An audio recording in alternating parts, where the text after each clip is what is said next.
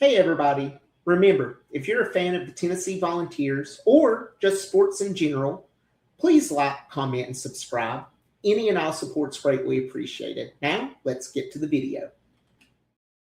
Hey guys, how's it going? Hope you're all doing well. Happy Easter. I hope everybody's having a really great Sunday. Hope you're getting to spend plenty of time with family and friends and, really focus on what matters today. I wanted to drop in.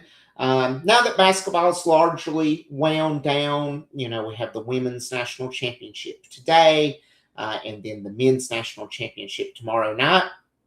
Aside from baseball, that essentially shifts all focus for the next 5 months roughly onto football and the build up to football. And as part of that, obviously, we know spring practice has been ongoing over the last few weeks. And part of that spring practice is our first true quarterback battle in quite some time.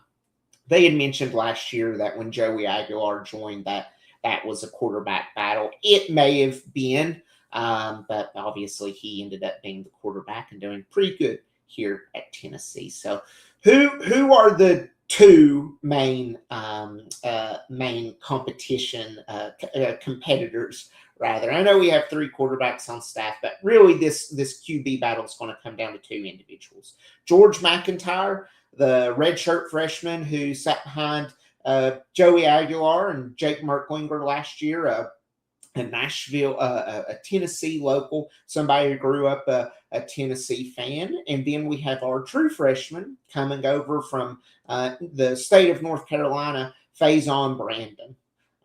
Now, please note, what I'm about to say is very much secondhand knowledge. The reason why is because these scrimmages and a lot of spring ball is really behind closed doors now. So a lot of our media members aren't getting a lot of details. A lot of it's secondhand, getting it from sources on the inside. So I do want to preface and say what I'm telling you right now is third-hand knowledge. Really, it's coming from sources that I trust. Those sources being like On3, Tony Basilio. Some of you may or may not count that as a source, and some other members of the Tennessee sports media.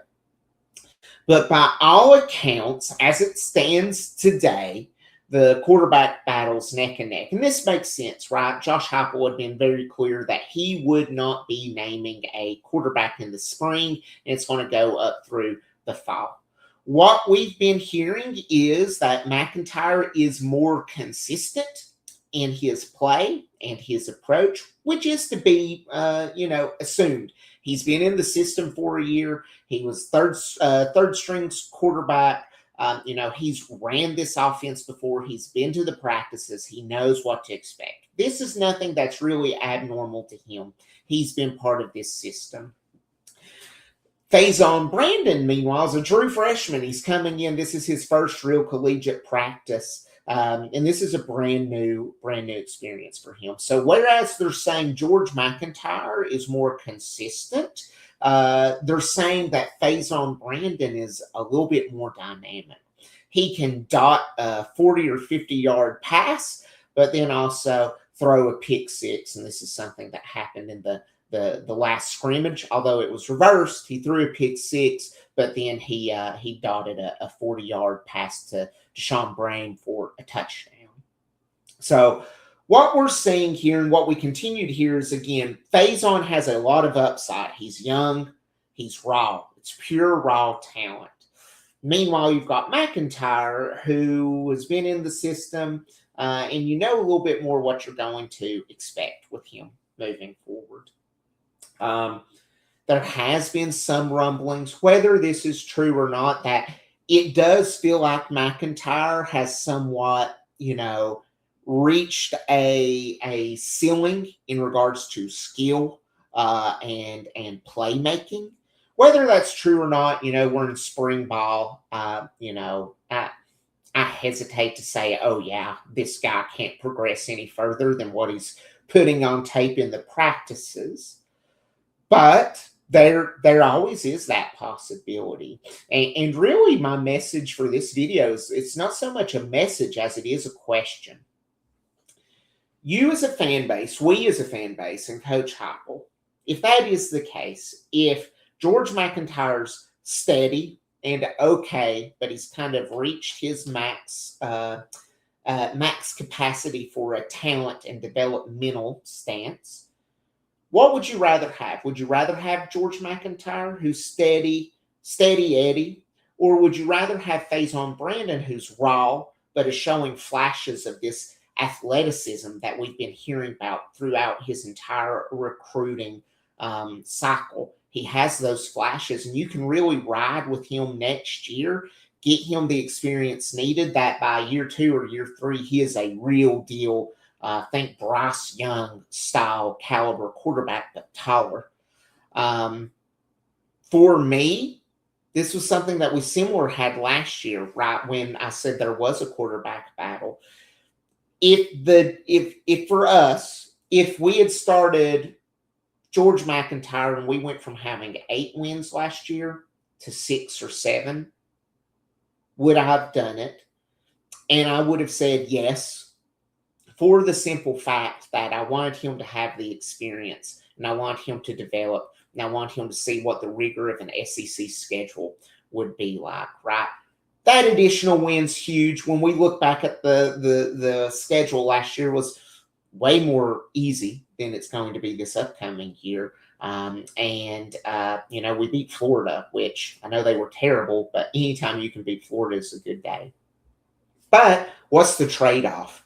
Did we stunt George MacIntyre's growth because of that? I don't know. We'll see as this quarterback competition plays out. And that's the question that I want to ask you all right now. If you know with George MacIntyre as your quarterback, you're going to win 8 games, 7 or 8 games, and he may not develop much more beyond that. That's kind of who he's going to be as a quarterback for the foreseeable future. Or you hand the ball over to Faizon Brandon, and you're going from 8 wins to 6 or 7 wins. Would you make that trade-off? And my answer is absolutely I would. I would put the ball in the hands of a true freshman who's about to undergo a gauntlet of a schedule. Texas, Auburn, Texas A&M. It's not going to be a walk in the park by any means, but you're building him into something more, and he's getting those live reps and he's getting to experience it. Guys, do not expect some national championship run this year. Do not expect some SEC championship run this year. We need to get to a bowl game, a good bowl game, and develop our guys and keep growing. This is not going to be the year. It's going to be a year or 2 from now. So again, if I have that would you rather, I'm going to take Faizon. I'm going to take the high upside, and I'm going to spend time developing him and making him into something super elite. So I'd love to hear what you guys think about that. So put it down in the comments. To close it out here, I don't want to just speak about the quarterback competition, because there is another piece that keeps coming out from the practices, and it's the defense is being implemented far quicker than people would have imagined. We spoke about this a lot during the winter. Jim Knowles came in and he brought in a variety of guys that had learned the system already, as well as position coaches that knew what the system needed to be implemented. And by all accounts, the defense is significantly more ahead than the offense.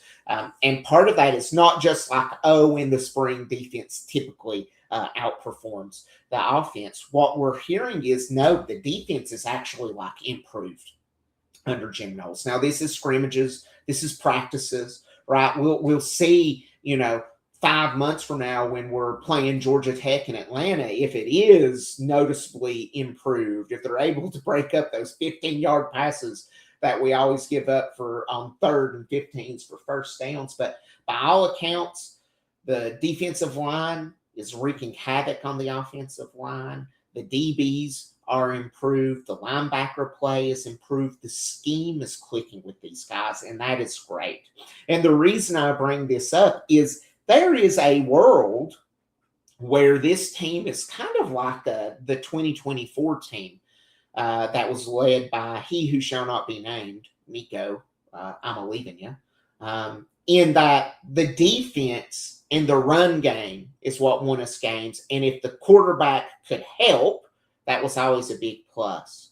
So that changes my math a little bit when I say this can't be a national championship level team or an SEC championship level team. If you get 80 to 90% of that defense that we had a couple of years ago, you get a similar style offense where you have a quarterback that's hit or miss, but a reliable run game, then you might get to 9 games. You might get to 10 games won. It's lofty just because the schedule's so much tougher, but it'll be something to continue monitoring. And I know personally I'm super excited to hear that the defense is progressing and progressing well. So again, let me know what you think down in the comments. Last couple of things here, just as like a general catch-up style video.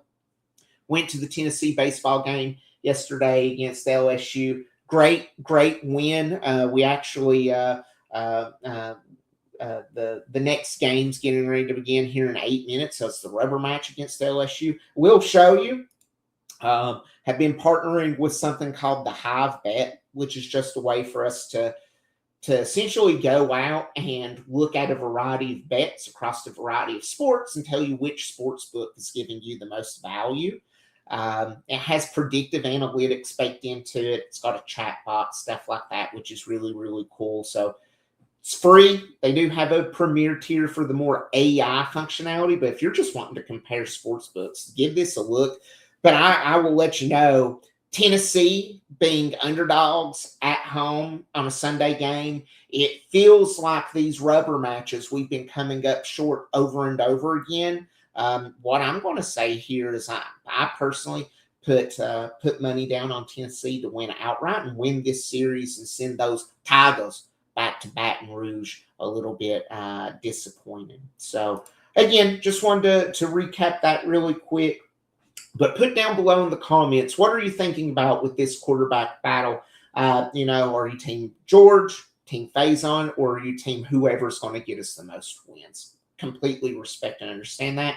Are you also excited by the defense and the murmurs of how much they're progressing? So put it down in the comments. And as always, please remember to like and subscribe.